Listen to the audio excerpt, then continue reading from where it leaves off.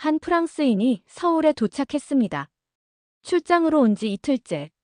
아침 8시 호텔에서 나와 지하철역으로 향했습니다. 강남역. 출근 시간대였습니다. 계단을 내려가자 엄청난 인파가 보였습니다. 수백 명의 사람들이 플랫폼에 있었습니다. 와, 파리의 출퇴근 시간을 생각했습니다. 혼잡하고 소란스럽고 때로는 밀치기도 했습니다. 소매치기도 조심해야 했습니다. 그는 긴장했습니다. 하지만 뭔가 이상했습니다. 사람들이 조용했습니다. 큰 소리로 떠드는 사람이 거의 없었습니다. 밀치는 사람도 없었습니다. 그리고 모두가 줄을 서 있었습니다. 플랫폼 바닥에 표시된 선을 따라 두 줄로 서 있었습니다. 문이 열릴 자리 양옆에 각각 한 줄씩 전광판에 표시됐습니다. 2호선 열차가 곧 도착합니다. 사람들은 가방을 정리하고 휴대폰을 꺼내고 조용히 기다렸습니다. 열차가 도착했습니다. 문이 열렸습니다. 그리고 놀라운 일이 벌어졌습니다. 먼저 타려는 사람이 아무도 없었습니다. 모두가 기다렸습니다. 내리는 사람들을 위해서. 내리는 사람들이 다 내렸습니다. 그제야 사람들이 타기 시작했습니다. 질서정연하게. 밀지 않고. 양쪽 줄이 번갈아가며. 프랑스인은 입을 다물지 못했습니다. 이게 어떻게 가능하지? 파리에서는 상상도 못할 광경이었습니다. 파리 메트로는 문이 열리면 내리는 사람과 타는 사람이 뒤섞였습니다. 서로 밀고 재촉하고 때로는 언성이 높아지기도 했습니다. 하지만 여기는 달랐습니다. 완벽한 질서, 암묵적인 규칙, 강요하는 사람은 없었습니다. 그저 모두가 당연하게 지켰습니다. 그는 열차에 탔습니다. 안도 놀라웠습니다. 사람들로 가득했습니다. 출근 시간이니 당연했습니다. 하지만 혼란스럽지 않았습니다. 문 앞 공간은 비어 있었습니다. 사람들이 일부러 피해서 섰습니다. 다음 역에서 내리는 사람들을 위해서 노약자석이 있었습니다. 비어 있었습니다. 젊은 사람들이 서 있는데도 앉지 않았습니다. 혹시 노약자가 탈까봐. 사람들은 대부분 조용했습니다. 통화하는 사람이 거의 없었습니다. 음악을 듣거나 폰을 보거나 책을 읽거나 눈을 감고 있었습니다. 이어폰을 낀 사람이 많았습니다.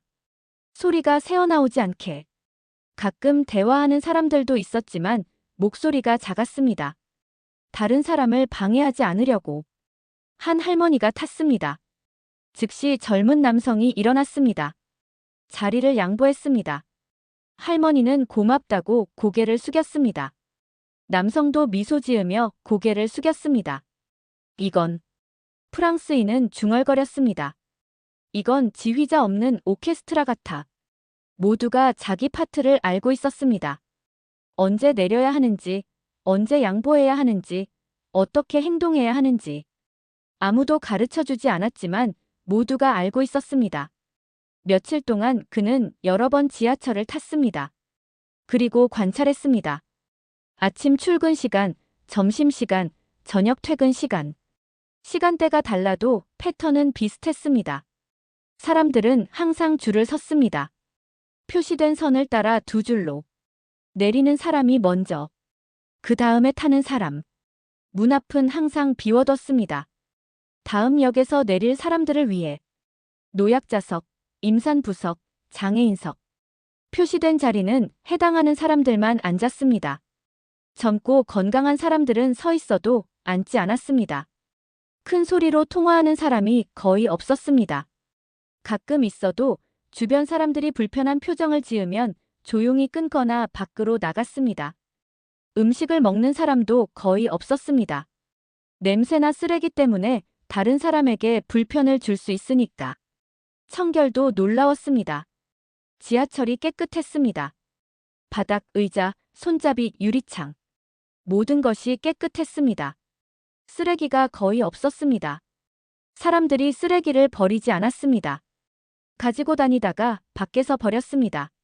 낙서도 없었습니다. 파리 메트로는 낙서로 가득했지만 서울 지하철은 깨끗했습니다. 한 번은 새벽에 지하철역을 지나갔습니다. 청소 근로자들이 일하고 있었습니다. 바닥을 닦고 의자를 닦고 유리를 닦고 쓰레기통을 비웠습니다. 수십 명이 동시에 작업했습니다. 매일 이렇게 하나요? 그는 물었습니다. 네. 매일 밤 청소합니다. 그래야 다음 날 승객들이 깨끗한 지하철을 이용할 수 있죠. 성실했습니다. 정성스러웠습니다. 단순한 일이 아니라 자부심을 가지고 하는 일이었습니다. 어느 날 그는 특별한 장면을 목격했습니다. 한 임산부가 탔습니다. 배가 불러 임신한 것이 확실했습니다. 하지만 임산부 배려석은 이미 다른 사람들이 앉아 있었습니다. 그녀는 일반 자리 근처에 섰습니다. 그러자 한 젊은 여성이 일어났습니다. 여기 앉으세요. 괜찮아요. 아니에요. 앉으세요. 저는 곧 내려요. 임산부는 고맙다며 앉았습니다. 젊은 여성은 미소 지으며 손잡이를 잡았습니다. 실제로는 그녀가 내릴 역까지 아직 여러 정거장이 남아 있었습니다. 하지만 거짓말을 한 것입니다. 임산부가 편하게 앉을 수 있도록. 작은 거짓말, 큰 배려. 프랑스인은 감동했습니다. 그는 자신의 경험을 SNS에 올렸습니다. 서울 지하철을 경험했습니다. 충격이었습니다. 출근 시간인데도 질서정연합니다. 사람들은 줄을 서고 내리는 사람을 먼저 보내고 조용합니다. 노약자에게 자리를 양보합니다. 지하철이 깨끗합니다. 파리 메트로와는 완전히 다릅니다. 한국은 질서와 배려가 문화가 된 나라입니다. 반응이 폭발했습니다. 진짜야? 출근 시간인데도 질서 있다고? 부럽다. 런던 지하철은 아수라장인데 노약자석을 진짜 비워둔다고? 한국 사람들 시민의식 대단하다. 다른 외국인들도 댓글을 달았습니다. 도쿄도 질서 있지만 한국만큼 따뜻하지는 않아요. 뉴욕 지하철은 말하기도 싫어요. 베를린도 혼잡 시간엔 다들 밀어요. 한국 지하철 체험은 문화 체험이에요. 그는 더 깊이 파고들었습니다. 왜 한국 지하철이 이렇게 질서정연할까? 첫째, 교육이었습니다. 어릴 때부터 학교에서 공공장소 예절을 가르쳤습니다. 지하철에서 어떻게 행동해야 하는지, 왜 양보가 중요한지. 이것이 습관이 되었습니다. 둘째, 사회적 압력이었습니다. 완벽하지는 않았지만 대부분의 사람들이 규칙을 지켰습니다. 누군가 크게 통화하거나 자리를 양보하지 않으면 주변의 눈초리를 받았습니다. 이것이 자연스러운 규제가 되었습니다. 셋째, 인프라였습니다. 바닥의 줄, 노약자석 표시, 안내방송, 전광판. 모든 것이 질서를 유도하도록 설계되었습니다. 넷째, 청결 관리였습니다. 매일 청소하고 관리하니 사람들도 지저분하게 쓰기 미안했습니다. 깨끗한 환경이 깨끗한 행동을 유도했습니다. 다섯째, 배려의 문화였습니다. 남을 배려하는 것이 미덕으로 여겨졌습니다. 자리 양보, 조용히 하기, 줄 서기 이 모든 것이 배려의 표현이었습니다. 모든 것이 맞물려 돌아가는구나. 어느 날 그는 영상을 만들었습니다. 프랑스인이 서울 지하철 타보고 충격받은 이유. 영상에서 그는 출근 시간 강남역을 보여줬습니다. 보세요. 수백 명이 있습니다. 하지만 모두 줄을 서고 있습니다. 밀치는 사람이 없습니다. 열차가 도착하는 장면. 문이 열렸습니다. 하지만 아무도 타지 않습니다. 내리는 사람들을 기다립니다. 파리에서는 불가능한 일입니다. 차내 모습. 사람들이 조용합니다. 통화하는 사람이 거의 없습니다. 모두가 이어폰을 끼고 있습니다. 양보 장면. 노인이 타자마자 젊은 사람이 일어납니다. 자연스럽게. 당연하다는 듯이. 이것이 한국입니다. 질서가 강요되지 않습니다. 스스로 지킵니다. 이것이 진짜 선진국입니다. 영상은 바이럴됐습니다. 조회수 500만. 댓글이 쏟아졌습니다. 한국 정말 대단하다. 우리나라 지하철도 이렇게 됐으면. 질서가 자발적이라니 놀랍다. 한국 여행 가면 지하철 꼭 타봐야겠다. 해외 언론도 주목했습니다. CNN이 서울 지하철을 특집으로 다뤘습니다. 서울 지하철 효율과 예절의 상징.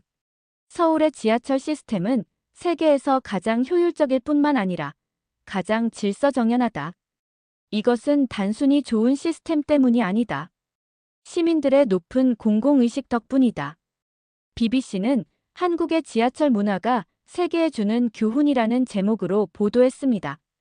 대부분의 나라에서 지하철의 질서는 규칙과 단속으로 유지된다. 하지만 한국은 다르다. 질서가 자발적으로 유지된다. 사람들이 스스로 규칙을 지킨다. 이것이 가능한 이유는 배려의 문화가 사회 전반에 뿌리내렸기 때문이다. 가디언은 더 깊이 분석했습니다. 한국의 지하철 문화는 집단주의와 개인주의의 균형이다.